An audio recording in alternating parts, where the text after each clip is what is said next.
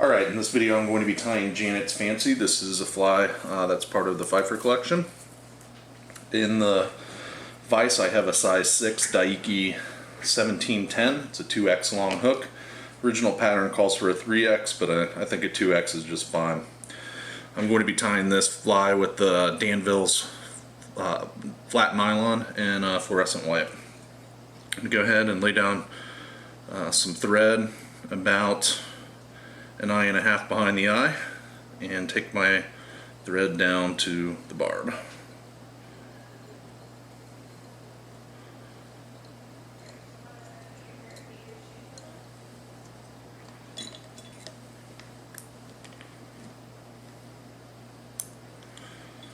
Alright, the tail calls for a red duck quill, so I'm going to cut a section out of that.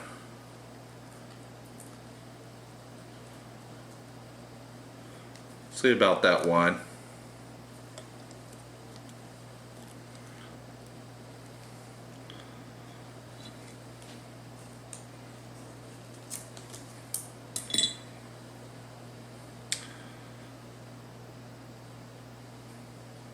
And you don't need the tail too long. Just going to pinch wrap and capture that on top of the hook. That looks pretty good.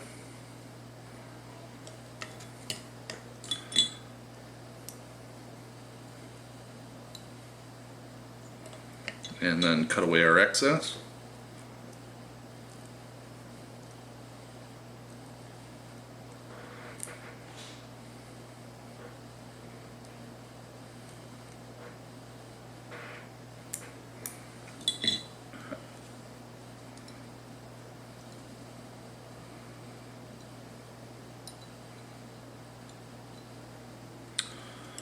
Alright, I'm going to tie on some silver tinsel for our ribbing. Need about 6-8 inches of that. Some fine silver tinsel.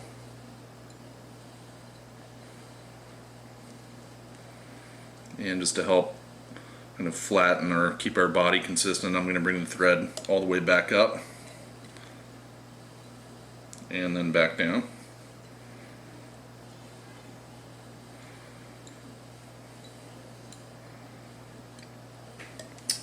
And for the body, I'm going to be using some white floss. And I need about 1 foot of that.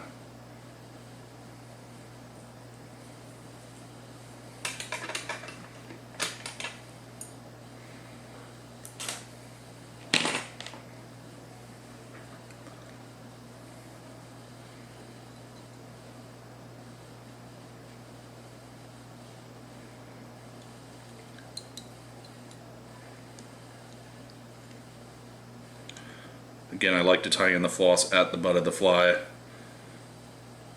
but bring my thread forward just to keep a consistent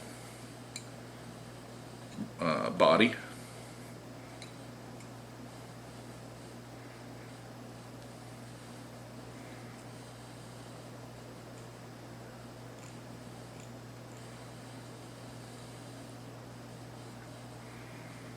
Alright, so I'm going to go ahead and start wrapping my body with the floss.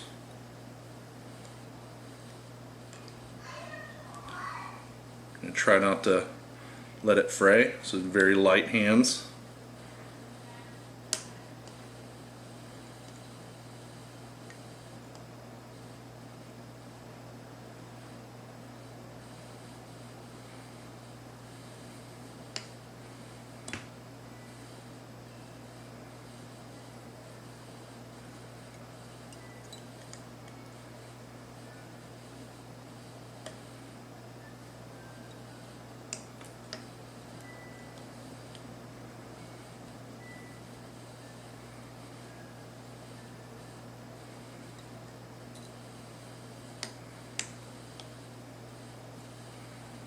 Just take your time.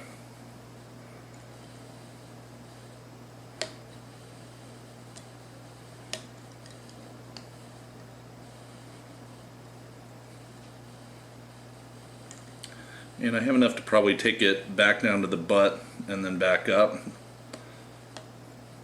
So I'm going to do that.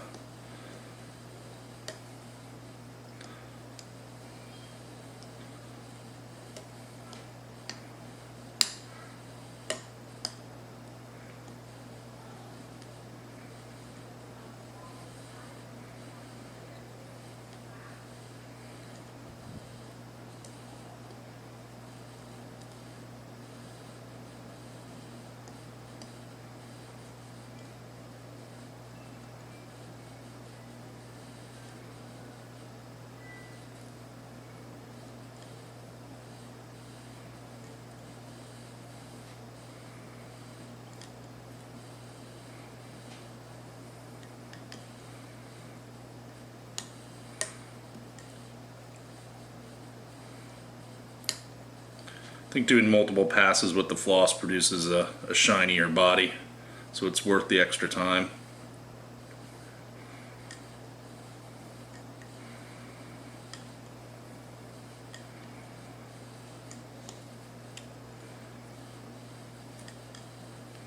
Alright, go ahead and capture our floss with our thread.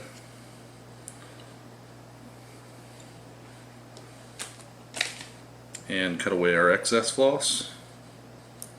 And then if you have any frays, just snip those as well.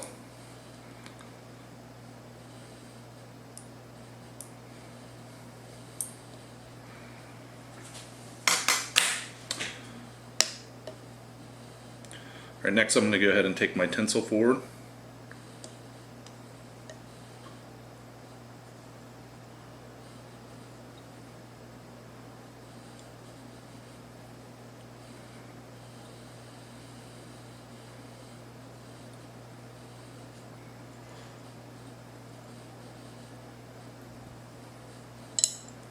And then capture that with our thread.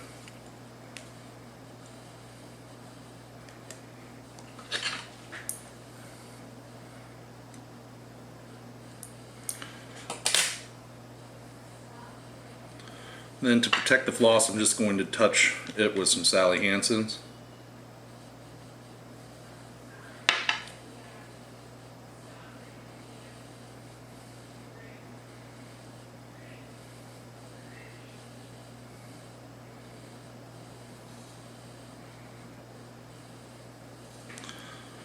And we'll let that dry. Alright, the Sally Hansen's is dry. For a throat or beard, we're going to use some red duck quill again. And I'm just going to cut maybe a slightly wider section than I used for the tail. Not much though. Something about like that.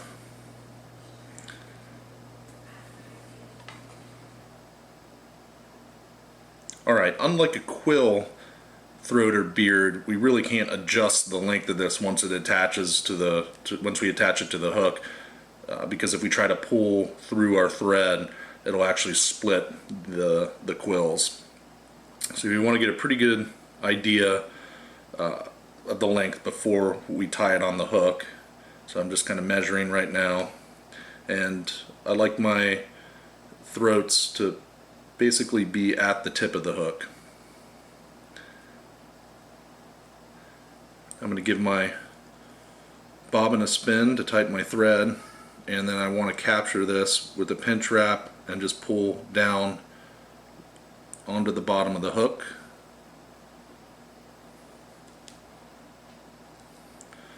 Might be a little too wide.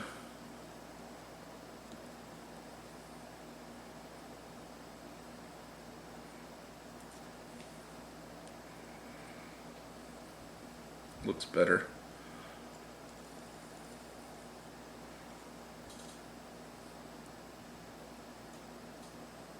That looks good. Let's do a couple loose wraps forward.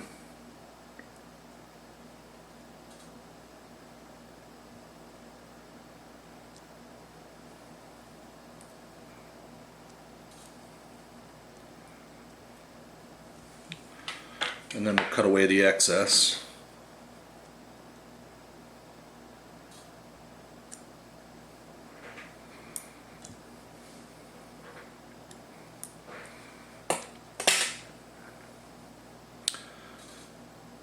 and then bring your thread back with some slightly tighter wraps, and that'll keep you from collapsing that beard. It's pretty good.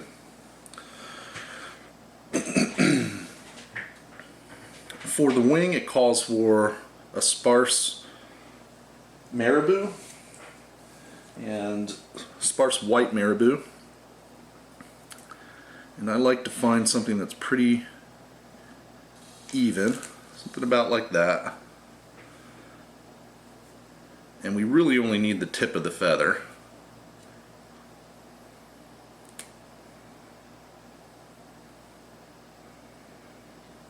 Start with something about like that. And I'm going to peel away some of the end fibers. We're going to need a stem to tie in with. And you want to tie in the Marabou slightly shorter than the tail. So I'll keep pulling some of these fibers off.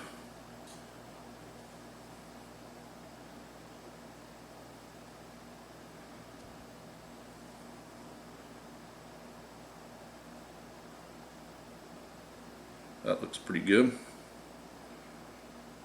And then we'll tie that in on top of the hook.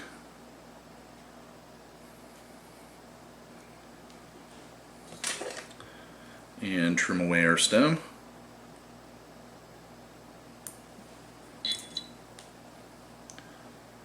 And then we'll build up a head.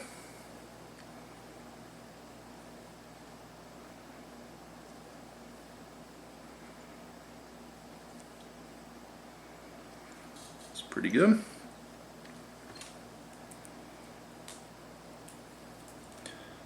Give it a whip finish.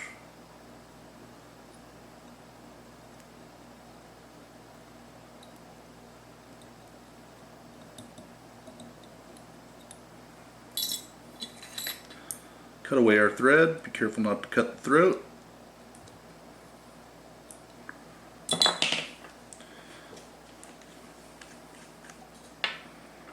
And we just want to touch the head with some Sally Hansen's to protect the thread wraps.